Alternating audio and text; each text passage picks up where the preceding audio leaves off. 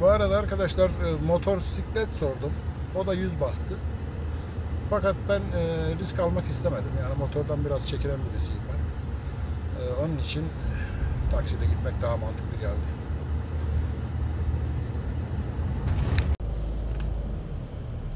Evet arkadaşlar, şimdi biz 6 kilometre kadar gideceğiz. Size bir yandan da yolu göstereyim dedim. Şimdi bu Patong plajının yanından giden yola girdik. Karon Beach'e gidiyoruz. Durum böyle. 200 bahta gideceğiz, 200 bahta geleceğiz. Ama size şunu söyleyeyim arkadaşlar, yani burada ulaşım ucuz. Ben şu anda gayet lüks bir taksiyle gidiyorum. Rahat bir taksiyle gidiyorum. 200 bahta. Tuk tuk var mıydı yok muydu gerçekten onu da bilmiyorum. O daha ucuzdur. Bir de Karon Beach'i görelim. Ne var ne yok. Orayı da size göstermeye çalışayım. Oradan Big Buda'ya gitmek isterdim ama saat geçti. Oraya başka bir zaman gideriz artık. Durum bundan ibaret. Türkiye'den gelirken kendinize çok yük etmeyin arkadaşlar. Yani tişörtlerdi, şortlardı. Onların hepsini buradan alabilirsiniz. Daha ucuz. Yani bir tane şort alın gelin ama geri iki tane tişört alın. Geri sonradan ihtiyacınız olursa buradan alırsınız. Türkiye'den daha ucuz çünkü. Türkiye'de ben 500 liraya aldığım tişörtü burada 200 liraya alıyorum. Öyle bir durum var burada. Zaten bunu da siz de biliyordursunuz. Şimdilik gidiyoruz ama trafik biraz sıkışık, yavaş gidiyoruz. Arkadaşlar, yürüdüğüm yerde yine ben sizle konuşayım dedim. Anlatacaklarım varsa anlatayım dedim.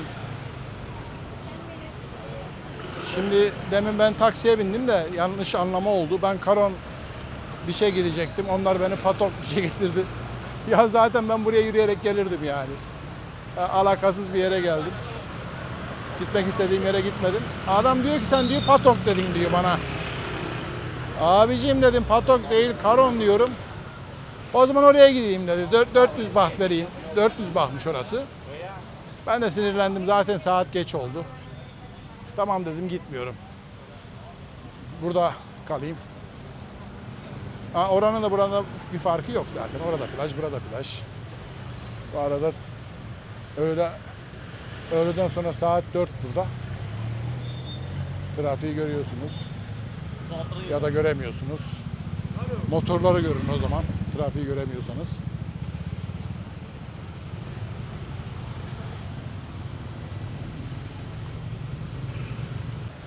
Biraz da şöyle yoldan yürüyeyim.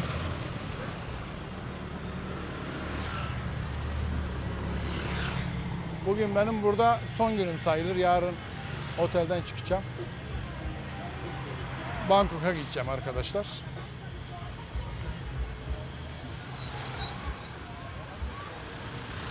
Bangkok'u gezmeyeceğim yalnız. Oradan direkt Türkiye'ye gideceğim. Bu tekneli motorlar daha ucuzdur. Onlardan denk gelirse yine Karon'a belki gideriz.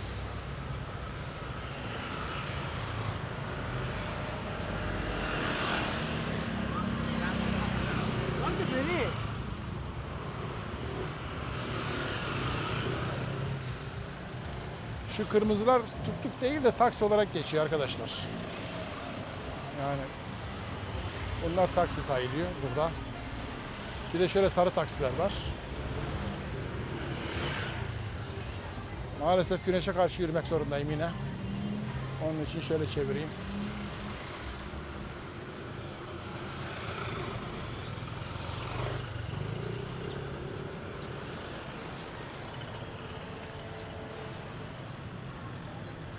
Bu cadde boyu hep oteller vardır.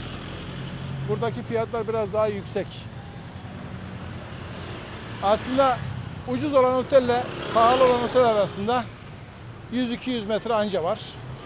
Ama bu plajın yanında olduğu için tabii yüksek fiyat söylüyorlar. Benim otelim mesela ucuz ama buraya 300 metre kadar bir şey yani. 300 metre insan yürüyemez mi? İstanbul'dan karşıdan karşıya geçmek 300 metre zaten.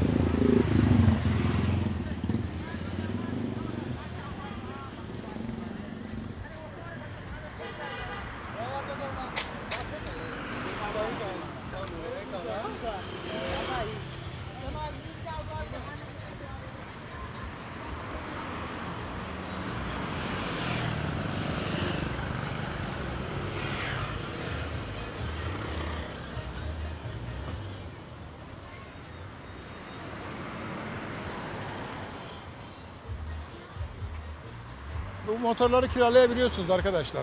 Günlük 300 bahta. Bazıları 400 bahta. Neyse kiralanıyor.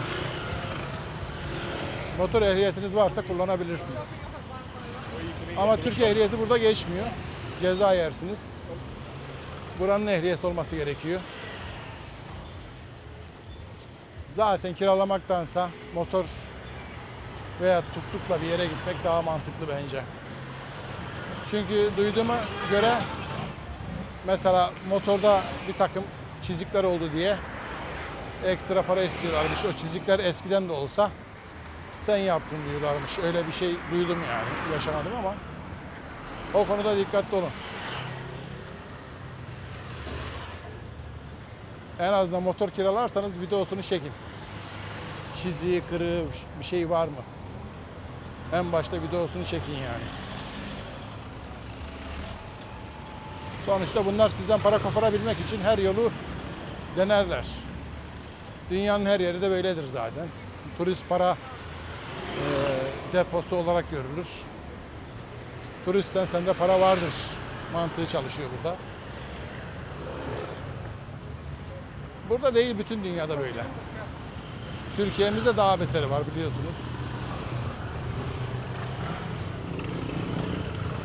Türkiye'nin taksicileri zaten dünyaya nam salmışlar. Ben havalanında karşılaştım. İranlı bir kız bana sordu gideceği yeri. Dedim ki buradan oraya otobüs bulamazsın. Taksiyle gitmek zorundasın. Yani öyle bir tepki verdi ki hayır olamaz, ben oraya taksiyle gidemem. Taksiciler beni kandırır, dolandırır. Çünkü gelmeden önce tabii onlar da araştırma yapıyorlar. Şu anda en ünlü şeyimiz taksicilerimizin turistleri dolandırdığı yönünde. Onun için Türkiye'ye gelen her turist önce taksi nereye gidecek, ne kadar alacak onu hesaplıyor.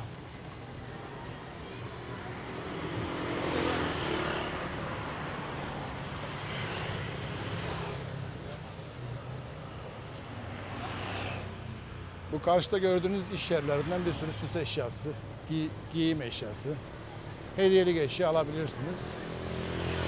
Ben kamerayı bu yönde tutmamın sebebi güneş çünkü karşıdan vurduğu için görüntü kötü olur. Belki diyorsunuz ki ya niye yamuk yürüyorsun? Yamuk yürümüyorum arkadaşlar. Kamerayı çeviriyorum sadece.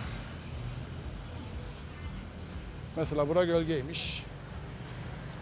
Gölgede biraz daha şöyle çevirebiliriz.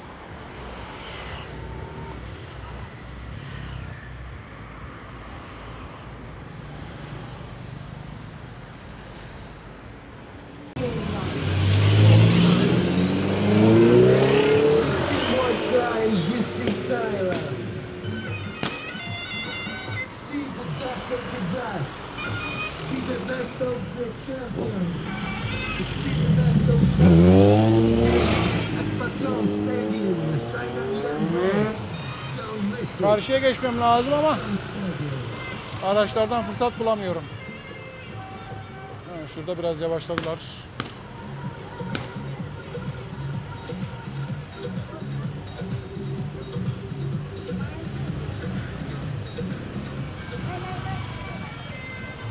Seven-Eleven'a girip bir şeyler almam lazım. Onun için de karşıya geçmem lazım. Aa, şunlar geçiyor, ben de geçeyim. Tamam.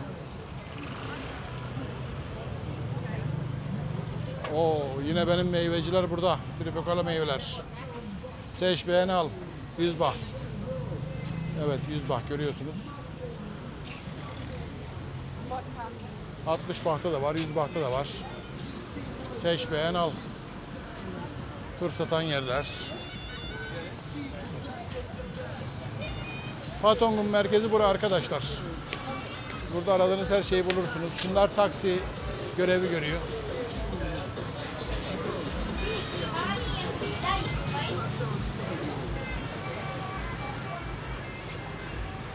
Söylüyorsunuz nereye gidecekseniz fiyatını söylüyor. Anlaşırsanız gidiyorsunuz. Bu arada Seven-Eleven'a geldim. Ama içeride müthiş bir kalabalık var. Hayırdır kardeş, niye bu kadar kalabalık burası? Bir su alıp çıkacaktık ya. ucuz olduğu için arkadaşlar, bir de plaja çok yakın.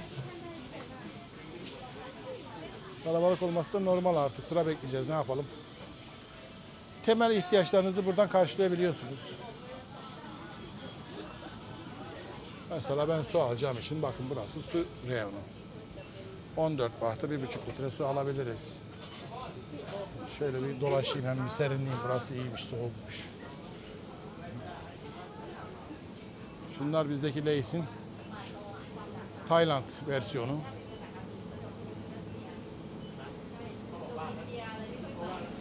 Şunlar ne bunlar? Pilav. Şöyle pilavlar var. 45 bahmış pirinç pilavı.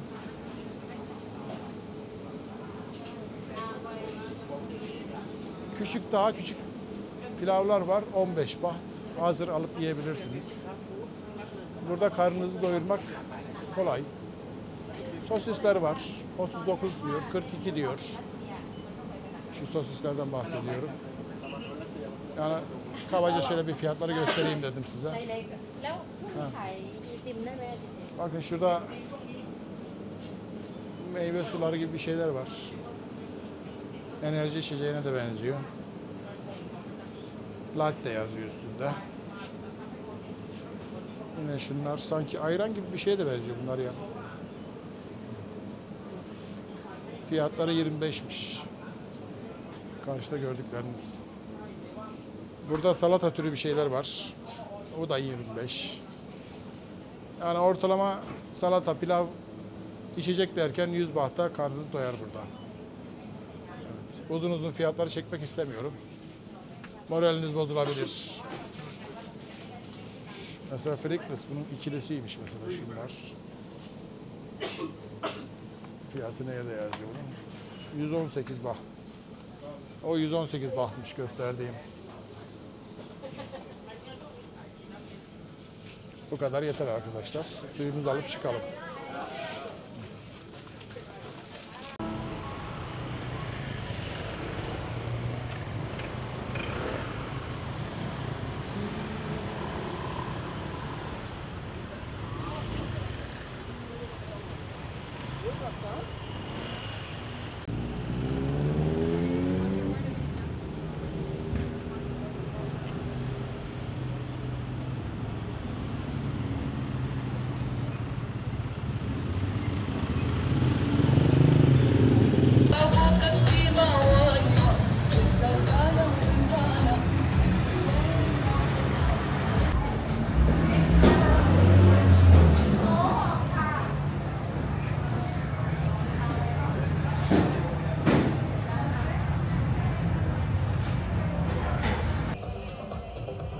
Tekrar merhaba arkadaşlar.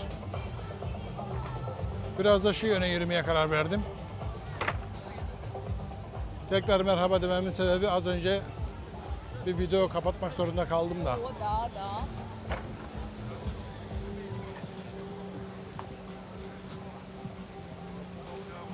Patok plajındayız. Videoları çok uzun tutup da sizi de sıkmak istemiyorum. Patok plajında güneşe doğru yürüyoruz diyeceğim ama Allah'tan şemsiyeler var da güneşi kesiyor. Siz belki görüntüyü iyi görmüyorsunuz. Ben de emin değilim ondan ama. Evet, Patok plajı Phuket'in en ünlü, en kalabalık plajıdır arkadaşlar.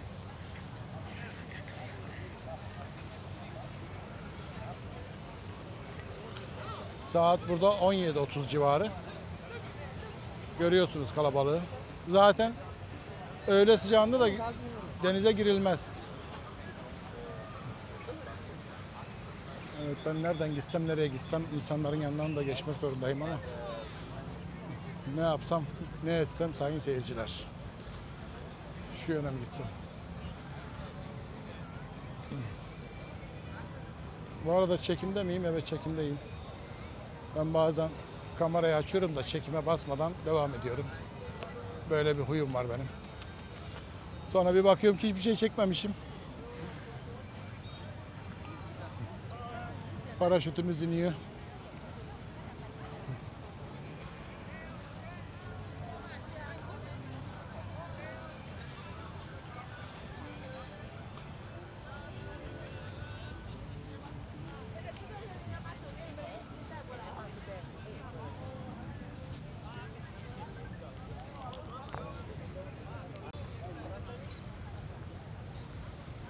İleride renkli harfler görüyorsunuz ya, orada Patong Beach yazıyor. Burası Patong Beach'in girişi diyebiliriz yani. Arkadaşlar gözlük satıyor. İnsanlar dinleniyor.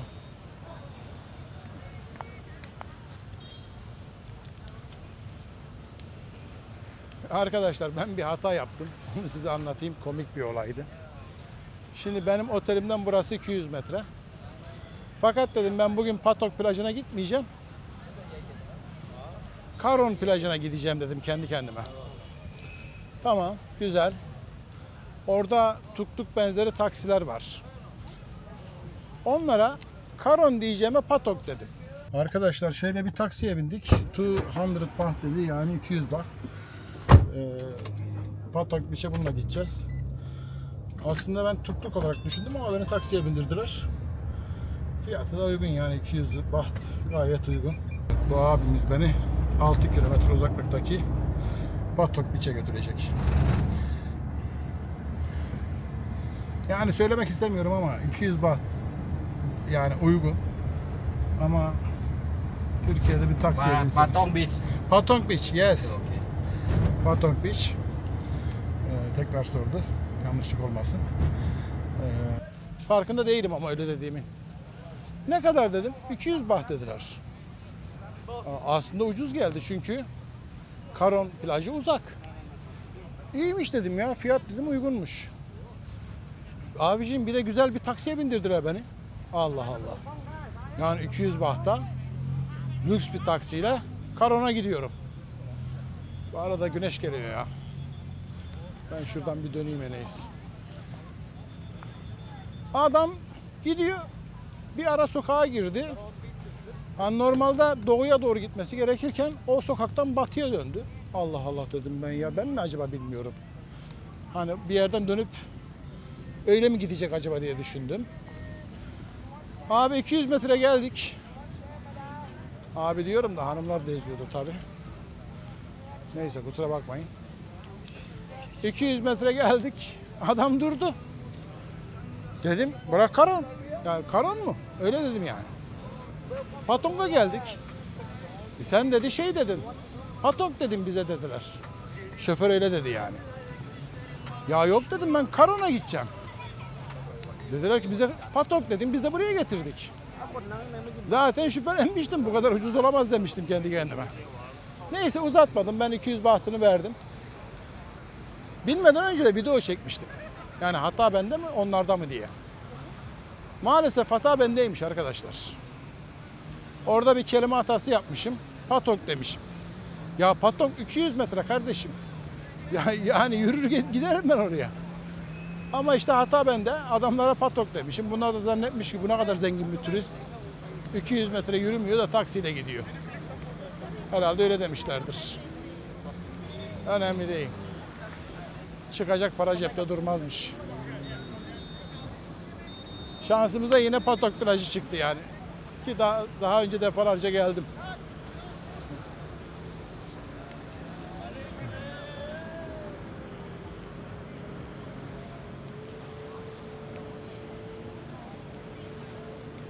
Üzerimizden bir adet paraşüt geçiyor yine. Geçiyor da geçiyor. Defalarca ben diğer videolarda söyledim ama bunların 10 dakikası 1500 baht, 20 dakikası 2000 baht. Pek de pazarlık söz konusu değil.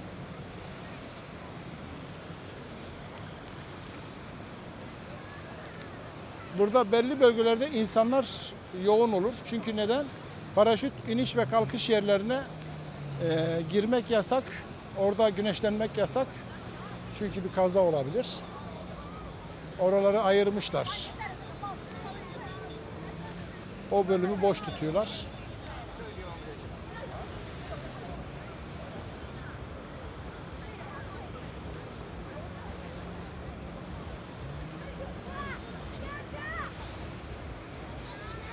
Big Buda'ya gidecektik, olmadı.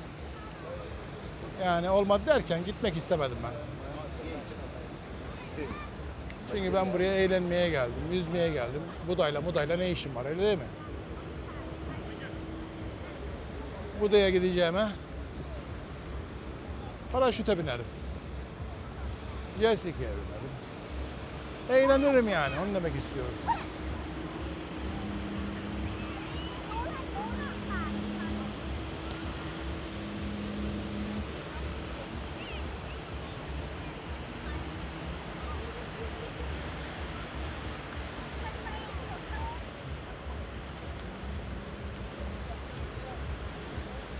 İnsanlar buraya eğlenmek için geliyor. Tabii ki tapınakları da görmek lazım. Zamanı olanlar için tavsiye ederim. Big Buda'yı her zaman göremezsiniz. Gelmişken görün.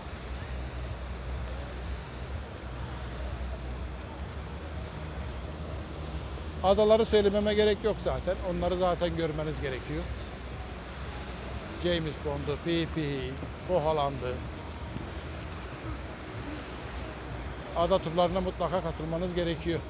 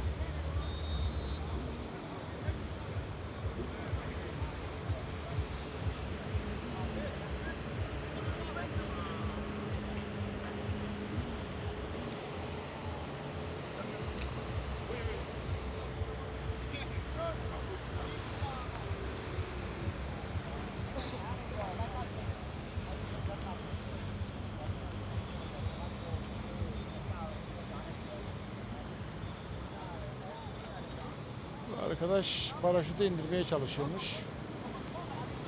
Ya da içine hava doldurmaya çalışıyor.